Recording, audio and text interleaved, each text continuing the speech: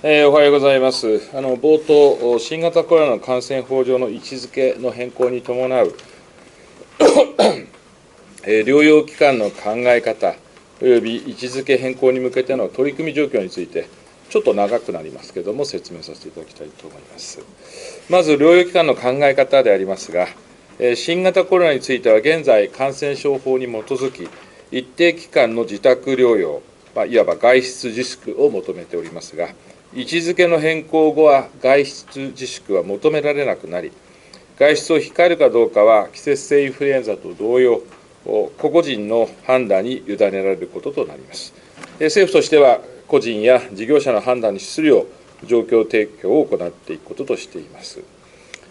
先日のアドバイザリーボードに提出された新たな分析結果によりますと、平均的な感染性ウイルス量は発症後、刑事的に減少し、発症日から5日間経過後には、発症日の20分の1から50分の1に減少することなどが示唆されたところであります。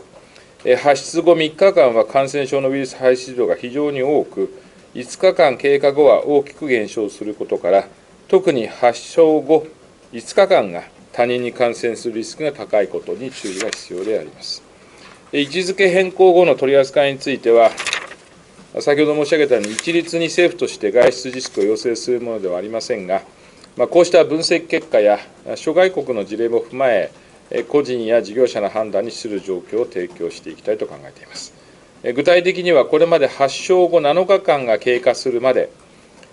法律に基づく外出自粛を要請をしておりましたが、5月8日以降は、発症後5日を経過するまで、外出を控えていただくことを推奨いたします。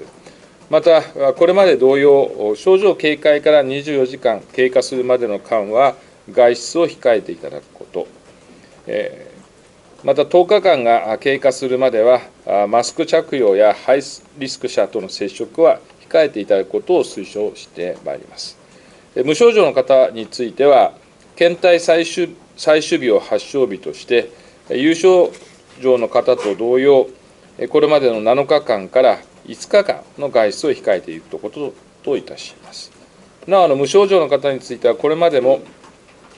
5日目の抗原定性検査キットによる検査で陰性を確認した場合には、5日間経過後に療養解除可能となったわけでありますが、今回はその有無にかかわらず、5日間外出を控えていただくということにしたところでございます。また、医療機関や高齢者施設については、重症化リスクの高い方が多くいらっしゃることから、このような一般的な取り扱いも踏まえて、施設の管理者が従事者の就業制限について判断をしていただくことといたします。こうした内容については、本日、都道府県や関係団体に対して事務連絡を発出する予定であります。また、文部科学省においても、学校で新型コロナに罹患した児童等について、学校保健安全法に基づく出席停止期間を検討されていると聞いております。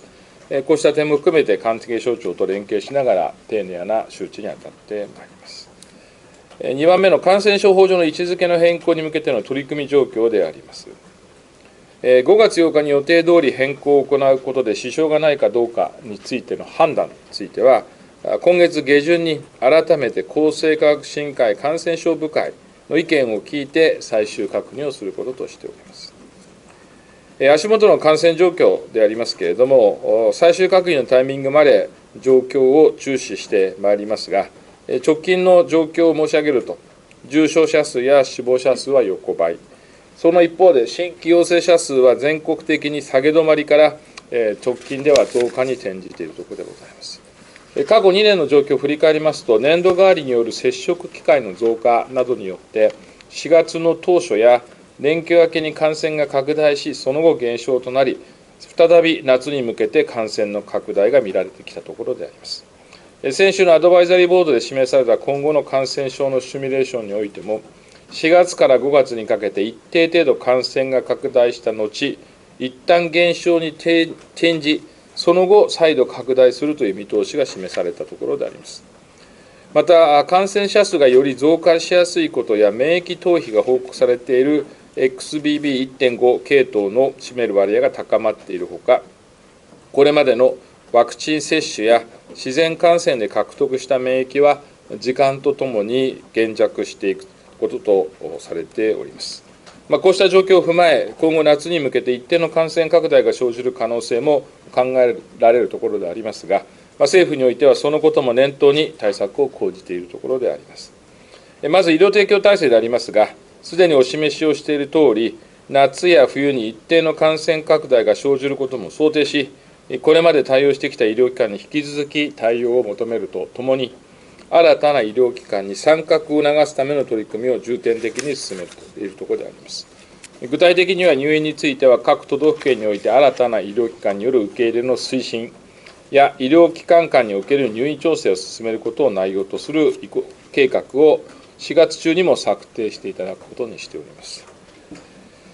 いくつかの都道府県にお話を聞いたところ、例えば新たな医療機関による受け入れについては、まずは軽症患者を中心とした受け入れから始め、計画期間の後半から中等症1の患者の受け入れを本格化する。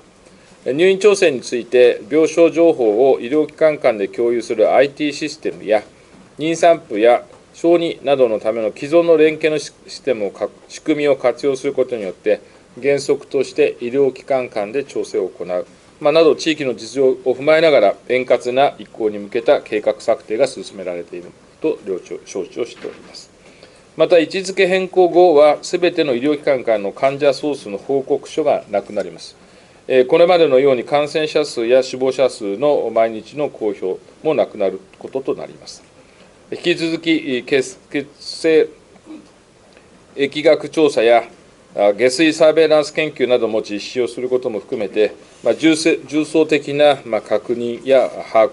実態把握を行ってまいります。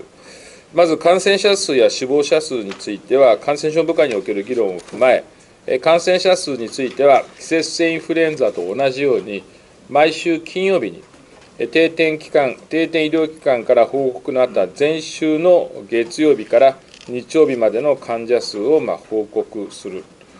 入院者数等については、GMIS を用いた新規入院者数等の把握を一定期間継続する。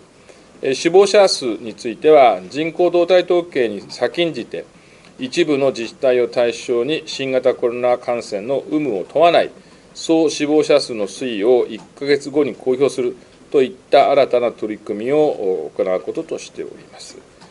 人口動態統計では、総死亡数は約2ヶ月後ということとなります。こうした新たな取り組みについて、位置づけの変更に向けて、自治体とも連携して準備を進めていきたいと考えております。また、変異株の発生動向については、引き続きゲノムサーベイランスにより監視をしてまいります。このほか、コロナワクチンについて、追加接種の対象となるすべての方を対象に、秋から接種を開始する予定でありますが、重症化など、高齢者など、重症化リスクの高い方などには、秋を待たずに、引き続き接種を実施してまいります。また、患者負担への一定の公費支援を継続することなどを通じて、位置づけ変更後も、新型コロナの感染拡大に備えてまいります。以上、5月8日の位置づけ変更まで3週間余りとなる中、今後の感染見通しと、そのことも念頭に対策を講じていることについてご説明を申し上げました。引き続き、位置づけ変更後も、国民の皆さんに安心していただけるよう、着実に対策を進めていただきたいというふうに考えております。なお、お手元に感染症法上の位置づけの変更量に関する Q&A をお配りをさせていただいておりますので、それらもご参考にしていただければというふうに思います。私の方からは以上であります。